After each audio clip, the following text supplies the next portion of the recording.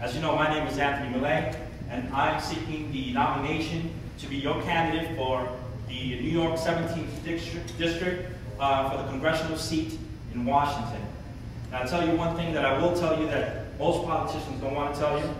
First of all, I'm not a politician, and that if you folks see fit to send me to Washington and hold that seat, I will do my very best, if nothing else, to make sure that President Obama never finds out what comes after $1 trillion.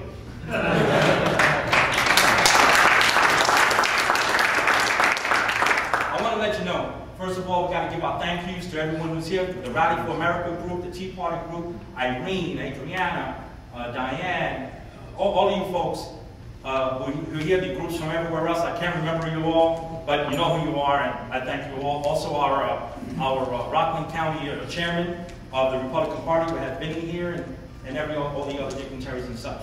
So I wanted to make sure I give thanks all the way around. Now, let me just explain one thing really, really quick.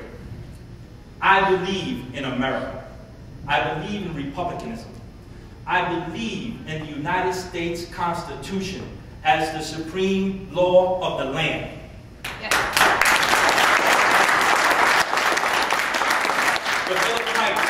The Bill of Rights are second to none. The 10th Amendment is one sentence, but it has the power of the atom in it, because in it, it says that all power, all political power, is derived from the people to the government. We do not work for them. They work for us.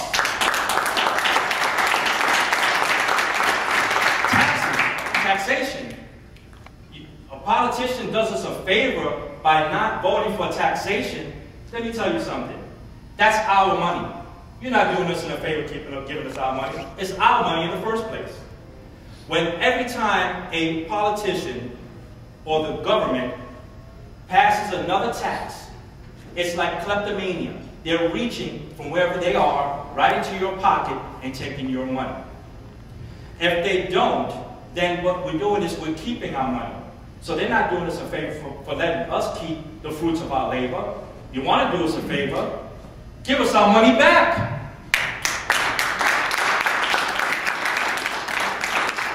My friends and patriots, there are people here from all different districts all across the board.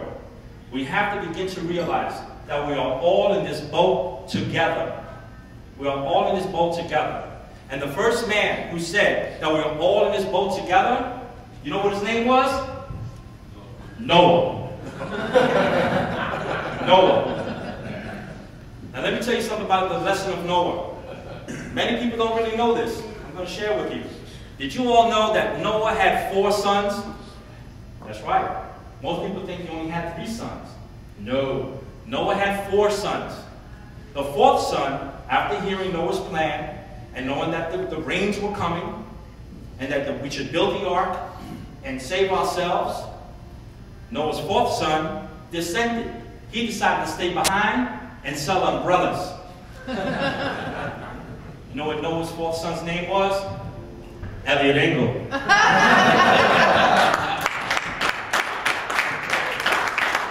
I hope that I can count on your support from all across the board. Do not let these imaginary lines, these imaginary districts, divide and conquer us. Do not fall victim to political conformity. We have to think out of the box. We have to all work together.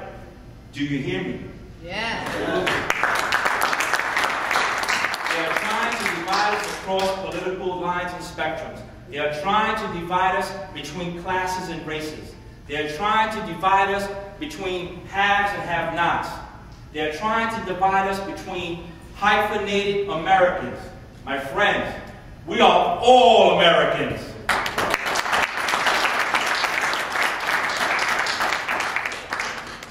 Some of you know my background. My background is in counterterrorism.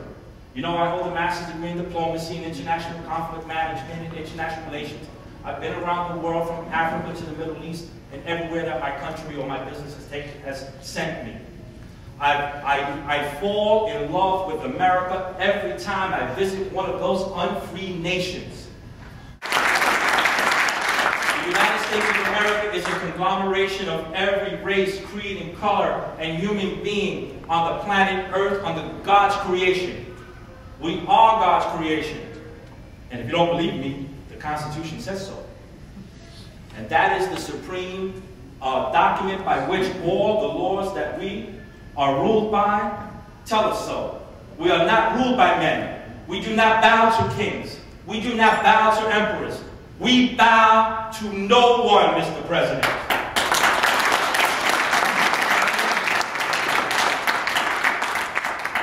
My friends, we have a very serious race in front of us.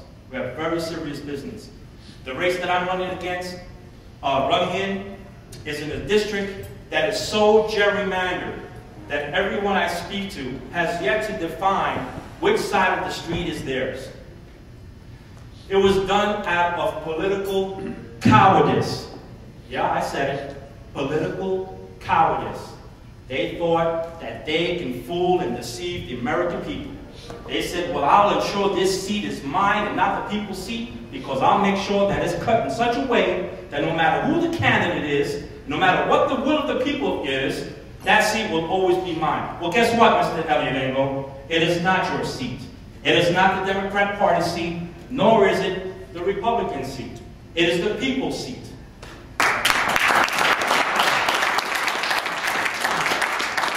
I believe in republicanism. I believe in the principles of the Republican Party. I am a conservative down to my bones.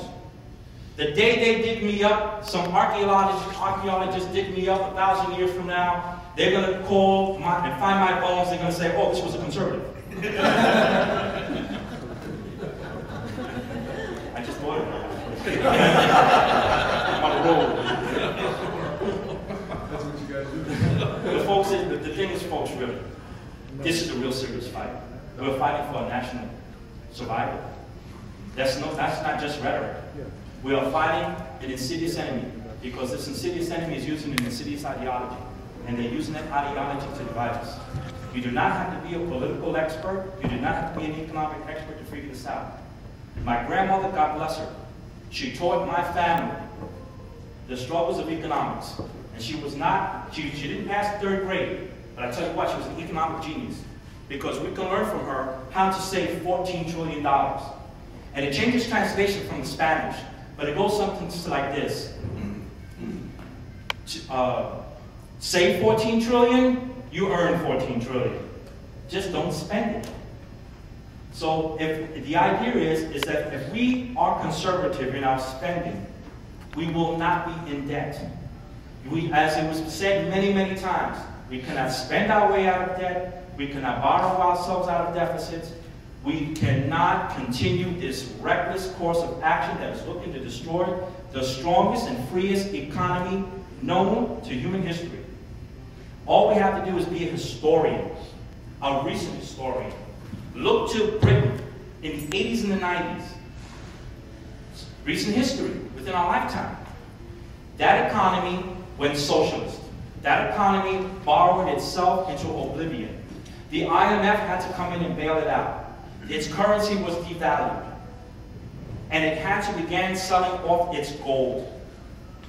If the United States of America continues this reckless course of action, the same fate will befall us. It's a matter of economics. If we run out of money, run out of currency, the currency will then be devalued. We owe everybody. We owe China. We're going to owe the EU. If the United States currency is devalued, then it's no longer the premier currency in the world, correct? And if it's not, and it's devalued, what other commodity can back it up? Gold. We are watching Fort Knox be mortgaged away to foreign countries. The first order of business is I need the nomination. I need to go through the process and the protocols of winning that nomination. I have to win the confidence, and I have to win the backing of the committee people, the chair people, the screening committee people, and everyone else to see fit to do that. And to do that, it's a call for action, and I'm going to need your help to do that. Can I count on you to let the committee people and the chair people know that I'm your candidate?